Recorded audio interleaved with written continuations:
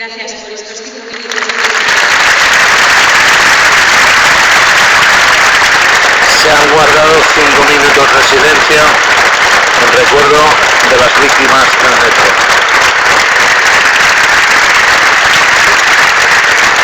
El silencio ha sido impresionante.